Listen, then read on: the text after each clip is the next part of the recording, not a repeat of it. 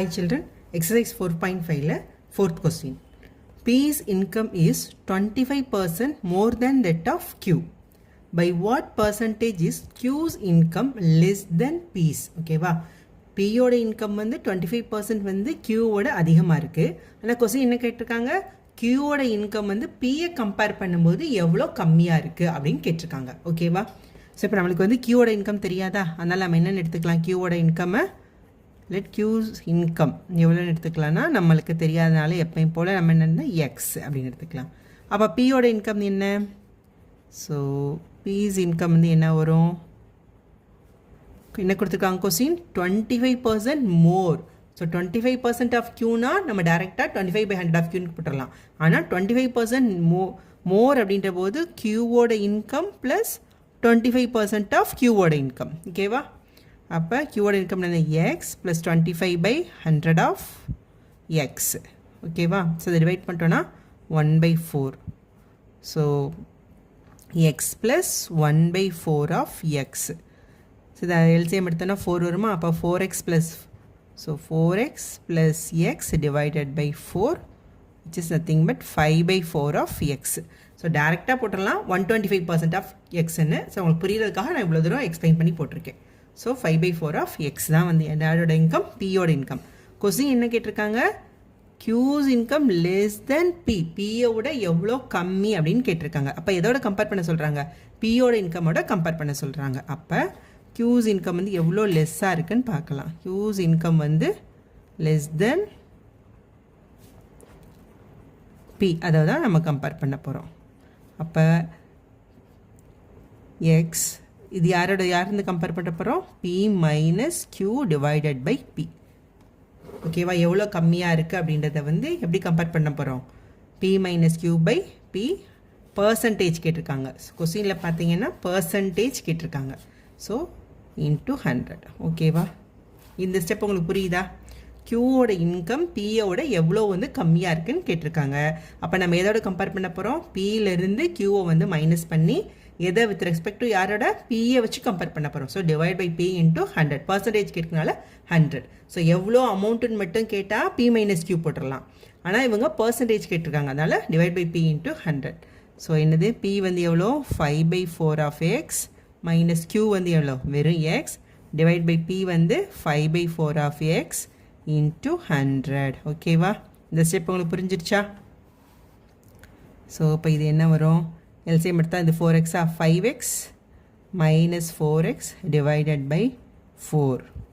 So divided by 5/4 of x. அப்போ இது multiply பண்ணும்போது என்னாகும்? டிவிஷனில் வரும்போது ரெசிப்ரோக்கலாக டிவைட் பண்ணுவோமா? So 5/4/5x. ஓகேவா? இது 5x/4 வந்து 4/5x.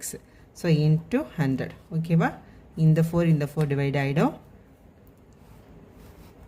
5x minus 4x வந்து x by 5x into 100. இந்த xx divide ஆயிரும். 5 ஆல் divide பண்ணால் 20. So the answer is 20%. அப்போ Qவோட இன்கம் வந்து Pயோட இன்கமோட எவ்வளோ கம்மியாக இருக்குது அப்படின்னா 20% வந்து கம்மியாக இருக்குது. ஸோ இதுதான் இதோட answer. Next 5th one. Vaidehi sold 2 sarees for ₹2,200 each. ஒவ்வொரு சாரியும் வந்து 2,000 விற்றுருக்காங்க. அப்படின்னா டோட்டலாக 4,400 விற்றுருக்காங்க. On one she gains 10% and on the other she losses 12%. ஒன்னில் 10% ப்ராஃபிட், இன்னொன்றில் வந்து 12% வந்து லாஸ் கிடைக்கிது. Find her total gain or loss percentage கேட்டிருக்காங்க. ஓகேவா? லாஸ் பர்சன்டேஜ் இந்த sale of the saris. So sari விற்றதில் அவங்களுக்கு கெயின் கிடச்சிருக்கா லாஸ் கிடச்சிருக்கா அப்படின்னு எத்தனை பர்சன்டேஜ் அப்படின்னு கேட்டிருக்காங்க. ஓகேவா? இப்போ நம்ம பார்க்கலாம். இப்போ ஒன்று வந்து என்ன எடுத்திருக்காங்கன்னா 10% கெயினுக்கு எடுத்திருக்காங்க. அப்போ கெயின் பர்சன்டேஜ் வந்து எவ்வளோ? ஸோ கெயின் பர்சன்டேஜ் வந்து 10%. ஓகேவா? சாரீ சேல் ஆஃப் சாரீ வந்து எவ்வளோ? ஈச் சாரீ வந்து அவங்க எவ்வளோ சேல் பண்ணுறாங்க? So selling price of each sari. ஓகேவா? Selling price of each sari வந்து என்ன? 2,200. ஓகே. ஸோ நம்மகிட்ட செல்லிங் ப்ரைஸ் இருக்குது, கெயின் பர்சன்டேஜ் இருக்குது. நம்ம என்ன கண்டுபிடிச்சிடலாம்? காஸ்ட் ப்ரைஸ் கண்டுபிடிச்சிடலாமா? ஸோ காஸ்ட் ப்ரைஸ் கண்டுபிடிக்க என்ன formula? 100 divided by 100 plus gain percentage into selling price. இதான நம்மளுக்கு வந்து காஸ்ட் ப்ரைஸ் செல்லிங் ப்ரைஸும் கெயினும் கொடுத்துருந்தா காஸ்ட் ப்ரைஸ் கண்டுபிடிக்க ஃபார்முலா. ஸோ இதில் அப்படியே அப்ளை பண்ண வேண்டியதான். So 100 divided by 100 plus gain எவ்வளோ 10 இன்ட்டு செல்லிங் ப்ரைஸ் எவ்வளோ, selling price of each sari எவ்வளோ 2200. ஓகேவா? ஸோ இது என்ன வரும் 100 டிவைட் பை 110 இன்ட்டு 2200. ஸோ ரொம்ப சிம்பிள். இந்த 0 டிவைட் பண்ணிடலாம். ஸோ இதை டிவைட் பண்ணிட்டோம் அப்படின்னா இந்த 200. So 200 into 10, so 2000. So cost price of ஒரு சாரிக்கு நம்ம கண்டுபிடிச்சிட்டோம். Cost price of one sari வந்து எவ்வளோ 2000 rupees. ஓகேவா? ஓகே, இப்போ lost percentage. So lost percentage எவ்வளோ நம்மளுக்கு 12% கொடுத்துட்டாங்க.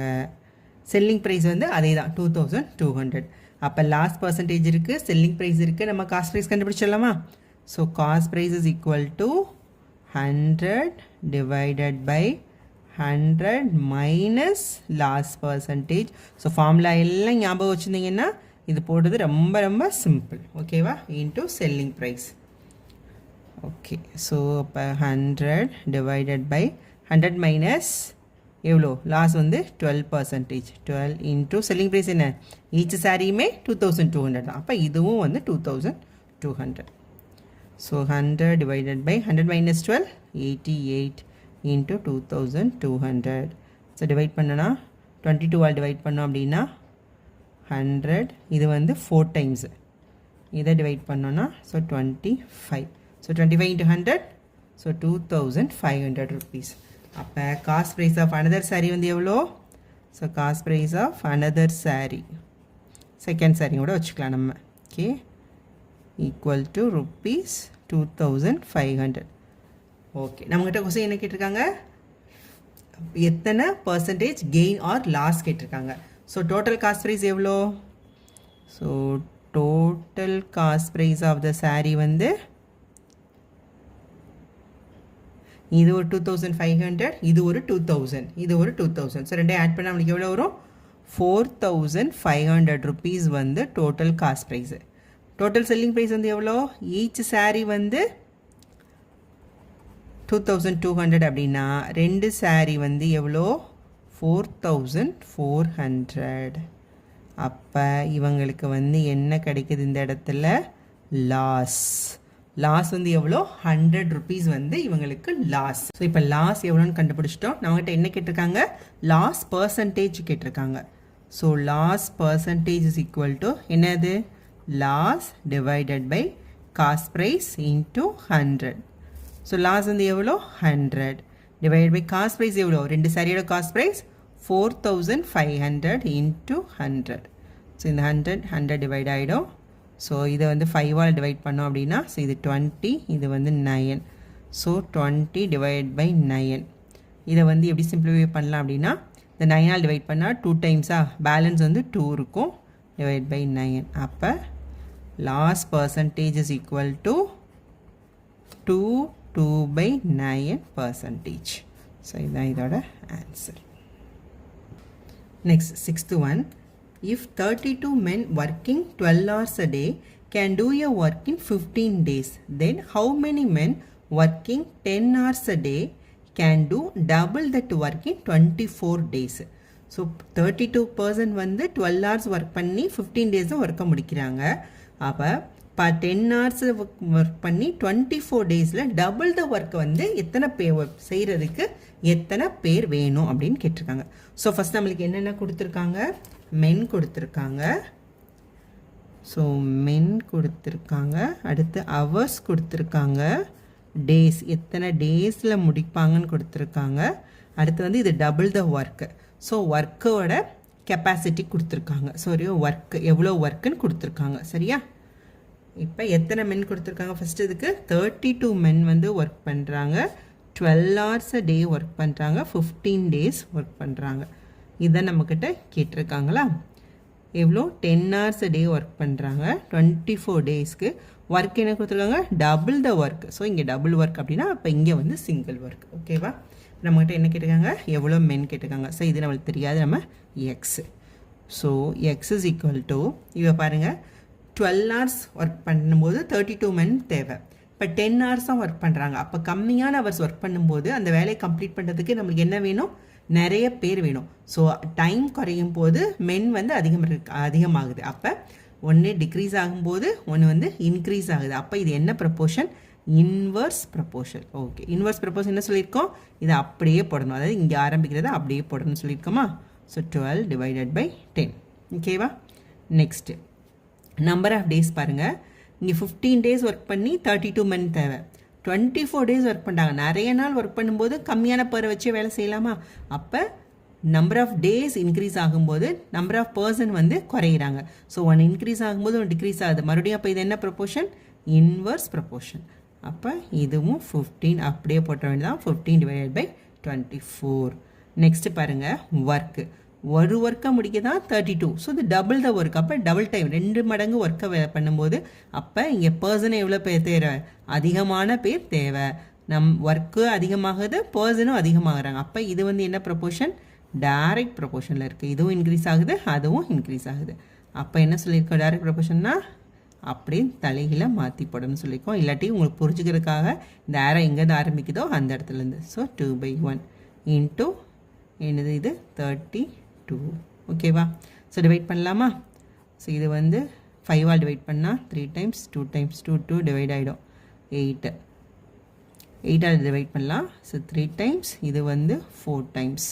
அகெயின் 3 ஆல் டிவைட் பண்ணால் இது 4 times. So 4 into 3 12. 12 4s are 48. So 48. X is equal 48. அப்போ எத்தனை மென் தேவை நம்மளுக்கு, நம்பர் ஆஃப் மென் வந்து என்ன கேட்டிருக்காங்க, எத்தனை மென் தேவை. ஸோ எவ்வளோ மென் தேவைன்னா நம்மளுக்கு 48 மென் வந்து தேவை. ஓகேவா. ஸோ இந்த இதோட ஆன்சர். Okay, thank you.